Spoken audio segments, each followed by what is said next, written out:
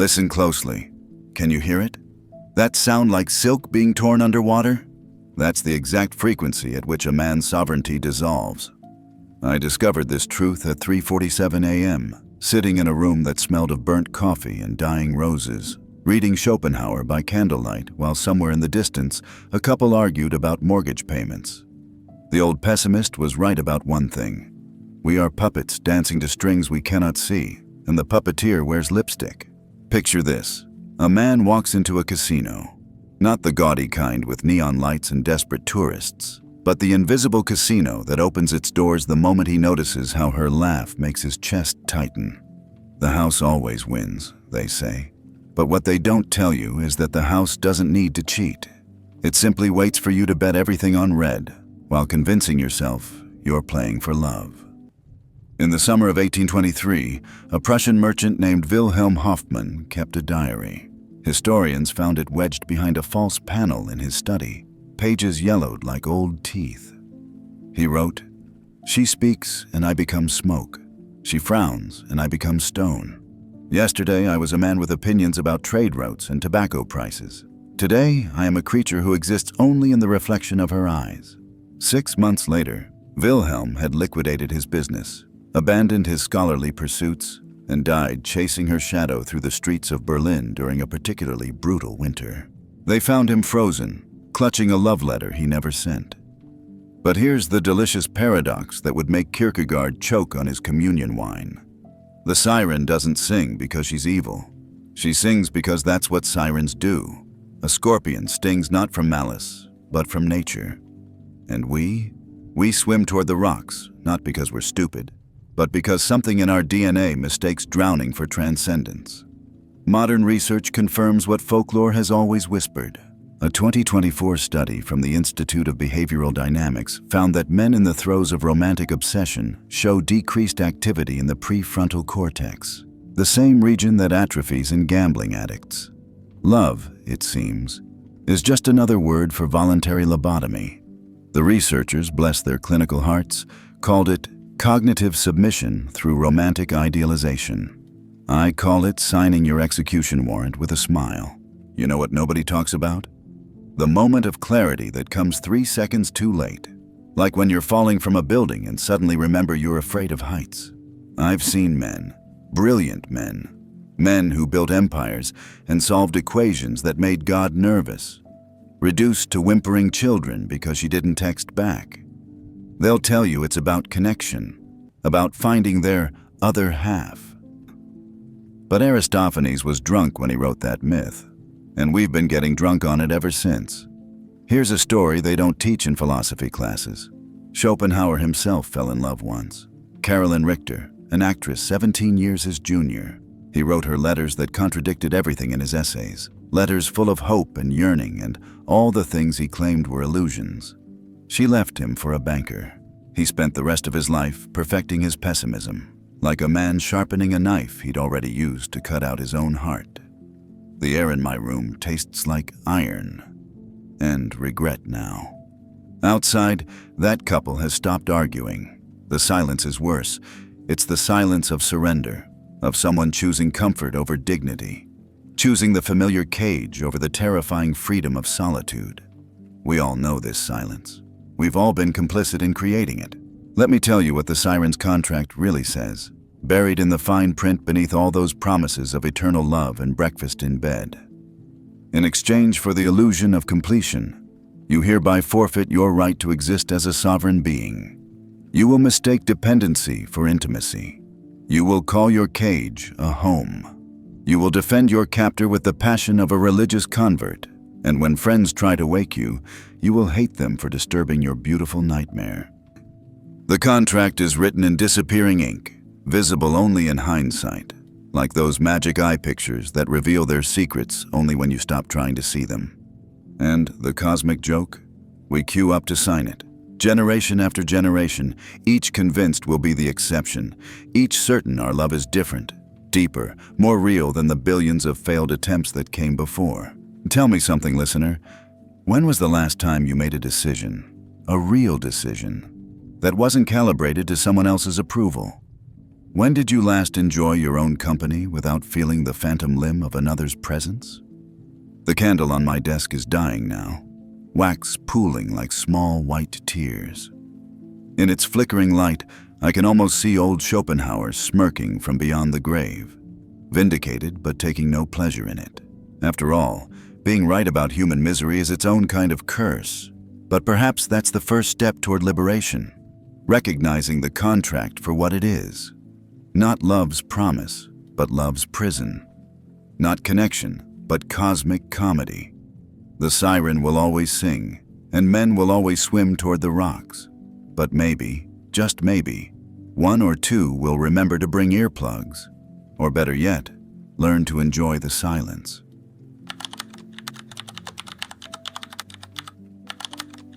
Every relationship is a performance where both actors forget their acting. She wore his loneliness like perfume. He wore her needs like a noose. Together they waltzed in a burning room, each pretending they had something to lose. The poem came to me in a fever dream, scrawled on my arm in ballpoint pen because I couldn't find paper in the dark. When I woke, my skin was stained with backwards words, mirror writing like Leonardo's notebooks. Fitting, really. Everything in love is backwards. We say, I need you, and mean, I need me. We say, you complete me, and mean, you distract me from my incompleteness. But tonight, let's talk about the grand performance, shall we?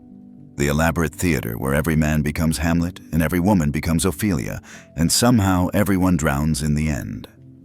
I once knew a photographer, let's call him Marcus, who spent his life capturing truth in frozen moments. Wedding photography paid the bills, but his real work happened after midnight in his dark room, developing pictures that nobody would ever buy. Pictures of empty chairs, abandoned houses, the spaces between things. He understood negative space the way monks understand silence. Then he met her at a gallery opening. She collected broken things, vintage cameras that couldn't take pictures, watches that couldn't tell time, men who couldn't love properly. Within 6 months, Marcus had transformed. His apartment, once a sanctuary of solitude and strange art, became a stage set for their relationship. Every surface curated, every corner arranged for her approval. He even started taking different photographs, sunsets and flowers and all the pretty lies that sell well on Instagram. I'm happier now, he told me over whiskey that tasted like liquid regret.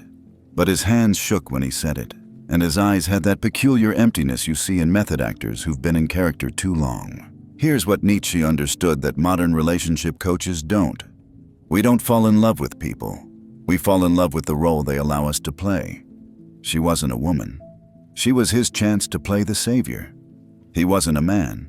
He was her opportunity to play the muse. And round they went, trapped in a script neither of them wrote, but both of them memorized. The Stanford Psychology Review published something fascinating in 2024. They studied couples' communication patterns using AI analysis and found that after just 3 months together, people begin unconsciously mimicking not just each other's speech patterns, but their entire personality architectures. We literally lose ourselves, neuron by neuron, gesture by gesture, until we become pale copies of each other, shadows dancing with shadows. But the real horror, we call this intimacy. In medieval Japan, there was a form of theater called No, where actors wore masks so elaborate they became the character.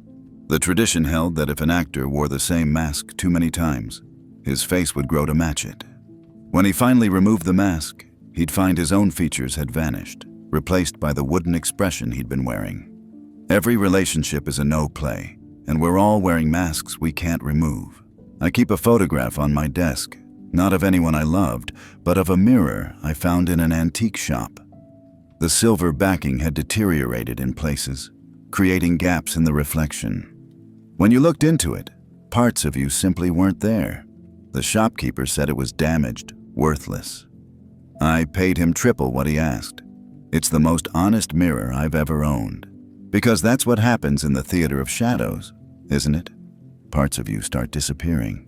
First, it's small things. The way you used to spend Sunday mornings, the friends who wouldn't understand, the books she finds pretentious, Then, larger pieces vanish.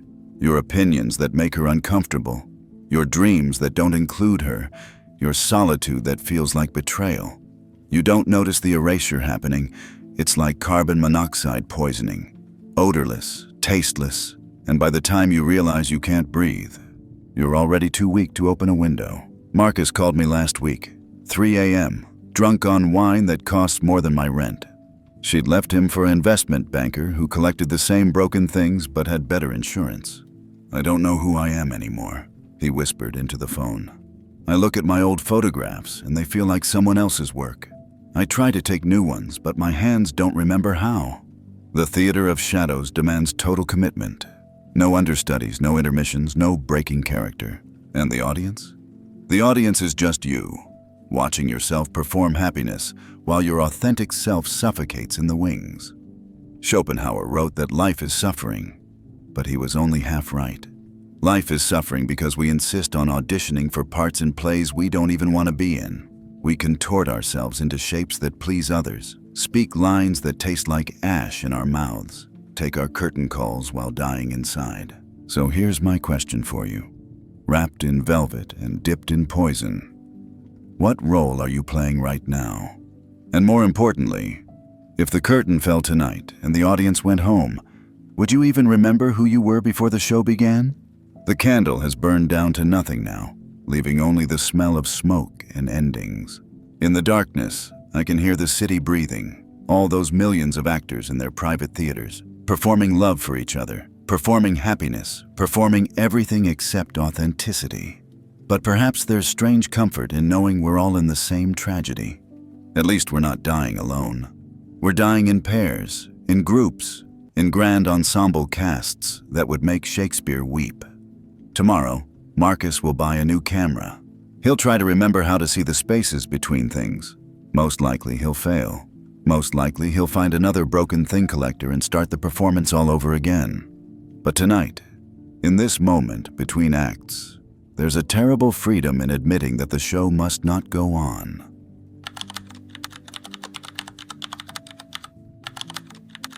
Validation is a drug that requires ever-increasing doses until the overdose becomes inevitable. There's a plant in the Amazon called the strangler fig.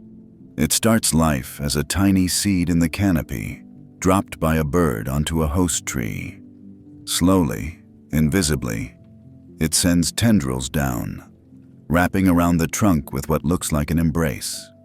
The host tree continues growing, unaware it's being hollowed out from inside. By the time the fig's grip becomes obvious, it's too late. The host dies, leaving only a hollow lattice of fig roots standing where a tree once lived. I'm telling you this at 4:17 a.m., speaking into the darkness like a madman at confession, because I just watched a man become a strangler fig's ghost, and his name was me. But let me back up. Let me tell you about the hunger. It starts innocently. A text message with a heart emoji. Your chest tightens, just slightly, like someone tuning a guitar string. Dopamine whispers its little prayer. You've been chosen, noticed, valued. For approximately 11 seconds, you exist. Then comes the silence between texts. The hunger notices. Kierkegaard called it the dizziness of freedom, that vertigo you feel when staring into the abyss of your own choices. But he never lived to see the read receipt, that little digital confirmation that you've been seen and deemed unworthy of response. He never experienced the exquisite torture of watching someone's typing indicator appear and disappear, like Morse code spelling out your worthlessness. The University of Melbourne released a study in January 2025 that should have been printed on black paper and bound in human skin. They found that people in romantic relationships check their phones an average of 96 times per day, with each check lasting about 23 seconds. That's 37 minutes daily spent genuflecting at the altar of validation. But here's the part that made me laugh until I cried. The anxiety between checks increased exponentially with each validation received. The more she responded, the more her silence burned. Let me tell you about Anthony. Brilliant anthropologist, spent years studying isolation rituals in Tibetan monasteries. Could meditate for hours, Subsist on rice and water. Find profound meaning in silence. Then he met her on a dating app. Swipe right on enlightenment. Swipe left on sovereignty. Within 3 weeks, this man who once found God in emptiness was refreshing his phone every 30 seconds, analyzing response times like they were sacred texts. She usually texts back within 5 minutes, he told me, his voice shaking like an addict explaining dosage. It's been 17 minutes. Something's wrong. Something was wrong, all right, but it wasn't her response time. The hunger grows according to its own terrible mathematics. First, you need her good morning text. Then you need it by a certain time. Then you need it with the right emoji. Then you need the emoji plus a pet name. Then you need all of that plus a voice note. Then a video. Then constant reassurance that you're special, different, not like the others. Even though you're acting exactly like all the others, performing the same desperate dance for the same diminishing returns. I have a confession that tastes like copper pennies and shame. I once spent 6 hours crafting the perfect casual text.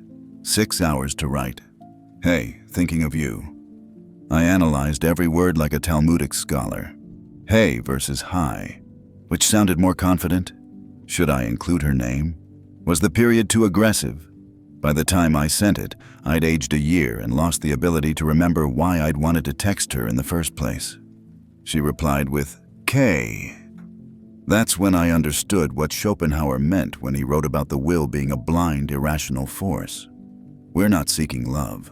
We're seeking evidence that we exist, and we've confused attention with existence. Every notification becomes a little hit of ontological proof. I am seen, therefore I am. But here's the cosmic punchline that makes the gods choke on their ambrosia. The more validation you receive, the more you need. It's a hunger that feeds itself, growing stronger with every meal. You become a validation vampire, and she becomes both your supplier and your addiction. There's a medieval manuscript in the Vatican Library that describes a demon called the Validatus. It doesn't possess you violently like in the movies. Instead, it whispers sweetly about your worth, your specialness, how much you're loved, but only when others are watching. When you're alone, it goes silent, leaving you with a terrible suspicion that you might not exist at all. We're all possessed by the Validatus now, carrying it in our pockets, charging it nightly like a digital familiar. Anthony's story ends the way all these stories end, in a kind of living death. She left him for someone who didn't need constant reassurance, someone who could exist between text messages. He spent months analyzing their chat history like an archaeologist excavating his own grave. Look, he'd say, showing me screenshots. Here's where she started using fewer exclamation points. This is where it began to die. But it began to die the moment he started needing her responses to feel alive. Listen carefully now, because this is the part where I grab you by the shoulders and shake. What would happen if you turned off your phone for 72 hours? Not airplane mode, not do not disturb, completely off. Can you even imagine it? Or does the thought make your chest tighten like a closing fist? The room smells like old paper and resignation now. Somewhere in the distance, a phone buzzes against a nightstand, someone else's fix arriving right on schedule. The sound makes me think of insects trapped in amber, forever frozen in the act of reaching for something they'll never quite grasp. But perhaps there's a strange salvation in recognizing the hunger for what it is. Not love, not connection, but a kind of digital cannibalism, where we devour each other's attention until there's nothing left but the endless, gnawing need for more. The strangler fig doesn't know it's killing its host. It's simply following its nature, reaching for the light by any means necessary. The question is, are you the fig, or are you the tree? Or have you been hollowed out so long you can't tell the difference anymore?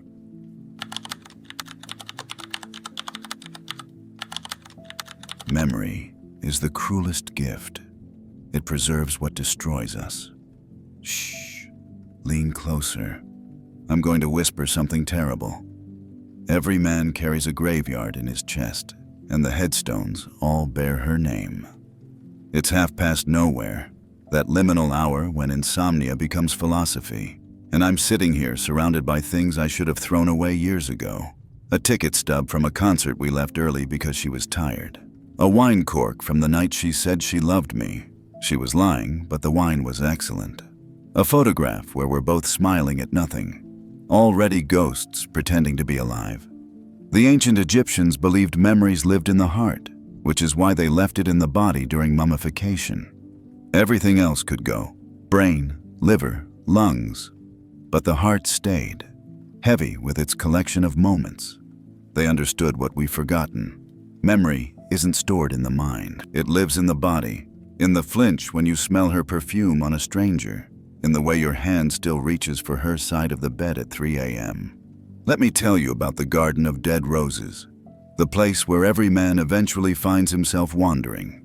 It starts with just one rose. You plant it the day she leaves. Water it with whiskey and self-pity. This pain means it was real, you tell yourself, as if suffering were a receipt for love. Then you plant another, the memory of her laugh. Another, the way she looked in morning light.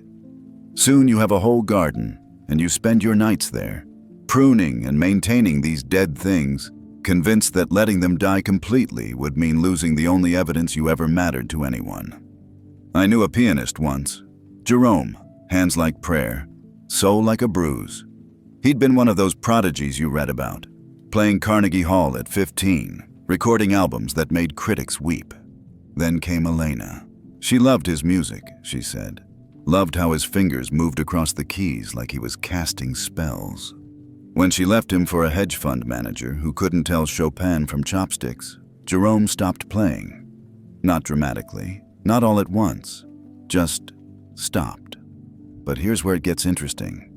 He didn't destroy his piano. He turned his entire apartment into a shrine to their relationship. Her coffee mug still sat by the kitchen sink. Her toothbrush still stood in the holder like a tiny monument to morning routines that would never repeat. I'm preserving it, he told me, gesturing at the museum of their dead love. If I keep everything exactly as it was, maybe what? Maybe she'll walk through time backwards? Maybe the universe will take pity and press rewind. He never finished the sentence because even delusion has its limits. But we all do this, don't we? We become curators of our own suffering, archivists of absence. We save text messages like holy scrolls. We revisit photographs like pilgrims returning to shrines. We water our dead roses with tears and call it healing. A neuroscience lab in Copenhagen published something devastating in 2024. They found that painful memories are literally addictive. The brain releases the same endorphins when revisiting traumatic romantic memories as it does during runner's high. We're not just holding on to the past, we're getting high on our own heartbreak. Suffering becomes our last connection to meaning, and we mainline it like junkies who've confused withdrawal with wisdom. Nietzsche wrote about the eternal return. The idea that we're doomed to live the same life over and over, every joy and every agony repeated infinitely. But he was wrong about one thing. We don't need cosmic recurrence. We create our own eternal returns every time we walk through the garden, touching each dead rose, rehearsing conversations that will never happen, winning arguments that ended years ago. There's a Japanese word, tsondoku, for buying books and never reading them, letting them pile up unread. But there should be a word for what we do with memories. Collecting them, displaying them, never quite processing them, just letting them pile up in the heart until we can't breathe for all the beautiful garbage we're hoarding. Here's a secret that tastes like grave dirt and moonlight. I still have a voicemail from someone who swore she'd love me forever. It's been 4 years. Forever lasted 8 months, but at 3 a.m., when the world tastes like ashes and possibility, I play it. Not because I miss her. I don't even remember what her face looked like when she wasn't lying. I play it because the pain is familiar, and familiarity feels safer than the terrifying emptiness of moving on. Jerome called me last month. He'd finally hired someone to clear out Elena's things. The cleaning lady found a letter wedged behind the piano, Elena's real goodbye, the one she never sent. In it, she confessed she'd never really loved his music. It reminded her of her father, who'd forced her to take piano lessons. She'd loved the idea of loving a musician, but the reality made her feel like a child again, powerless and performing.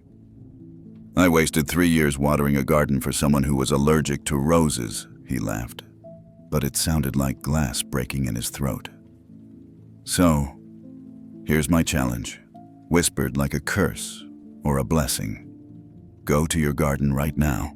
Pick one dead rose, just one. The text thread you read when you can't sleep. The photo you've hidden in that secret folder. The gift you can't throw away. Pick it up, hold it to the light. Then ask yourself, is this memory keeping you warm, or is it keeping you from building a fire? The candle is just a puddle of wax now, reflecting nothing. In its dying light, I can see my own garden spreading before me, acres of carefully maintained grief. Each dead bloom perfectly preserved, each thorn still sharp enough to draw blood.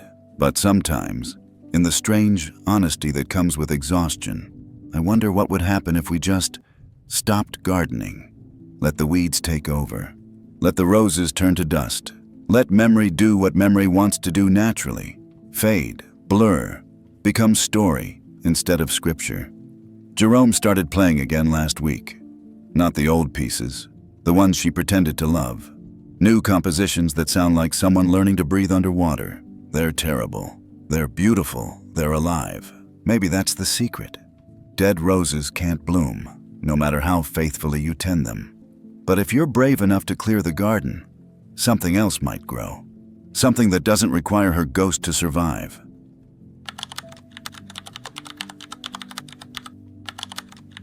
Solitude is not the absence of love. It's the presence of self. The wolves are howling again, but tonight they sound like monks chanting vespers. I've been awake for 37 hours, subsisting on black coffee and the strange electricity that comes from finally understanding something that's been clawing at your skull since birth. My hands are shaking as I write this, not from caffeine, but from the terrible ecstasy of revelation.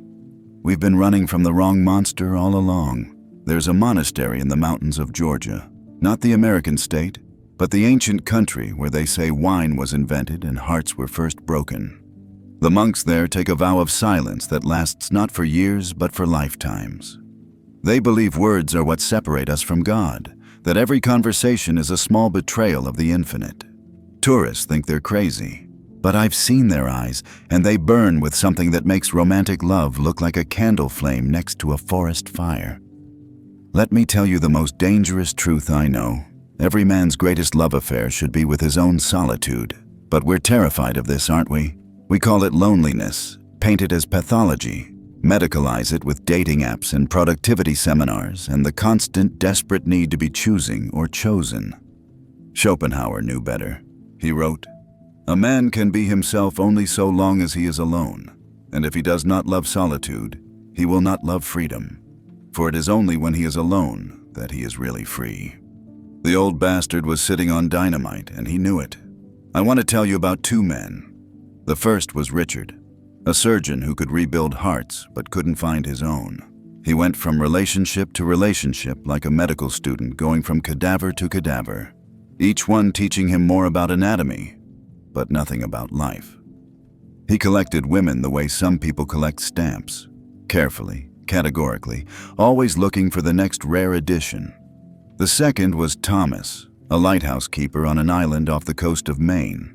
He'd been married once, briefly, to a woman who couldn't understand why he preferred the company of storms to dinner parties. When she left, taking half his savings and all his faith in partnership, he didn't replace her. Instead, he learned the names of every bird that passed his lighthouse. He wrote letters to no one and burned them in the lamp, sending smoke signals to a god who might or might not be listening. Guess which one died happy? The Behavioral Science Institute of Vienna just published a study that should be required reading in every school, tattooed on every young man's arm. They followed 10,000 men for 15 years, tracking their relationship patterns, happiness indices, and what they called authentic self-expression markers. The men who spent at least 2 years in deliberate solitude, not loneliness, but chosen aloneness, showed 73% higher rates of what researchers termed existential satisfaction. They were more creative, more resilient, more genuinely confident. They didn't need validation because they'd learned to validate themselves. But here's what the study didn't say. What it couldn't say without being burned as heresy. These men had discovered the monastery of one. It's not a place, but a state of being. In the monastery of one, you wake at whatever hour your body chooses. You eat when hungry, not when she's ready for dinner. You read books that would bore her, think thoughts that would scare her, become versions of yourself that don't require witness or approval. You discover that the voice in your head, the one you've been drowning out with conversation and compromise, actually has something profound to say. Last week, I met Richard at a bar that smelled like formaldehyde and failed dreams. He was on his 7th relationship, or maybe 8th. He'd lost count. "This one's different," he slurred, the exact words he'd used about the last 3. "She really gets me." "What's her name?" I asked. The pause lasted 17 seconds. I counted. Meanwhile, Thomas sends me postcards from his lighthouse. The latest one just said, "The storms are teaching me to sing. Badly, but with conviction." On the back was a sketch of a bird I couldn't identify, and beneath it, "Neither can I." That's the point. You see, the monastery of one isn't about hating women or fearing intimacy. It's about recognizing that you cannot give what you do not have. You cannot love from emptiness. You cannot share a self you've never met. Every relationship you enter from a place of incompleteness is doomed to become a mutual parasitism.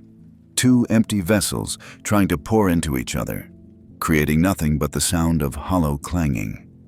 In ancient Tibet, there was a practice called dark retreat. Monks would seal themselves in caves for months, sometimes years, in complete darkness. No light, no sound, no human contact, just the self, meeting itself without distraction or excuse. Many went mad, but those who emerged spoke of finding a light inside themselves that made the sun seem dim by comparison. We don't need caves anymore.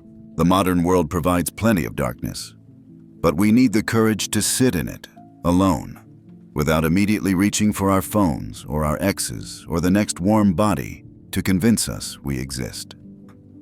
Here's my final question, the one that will follow you into your dreams tonight.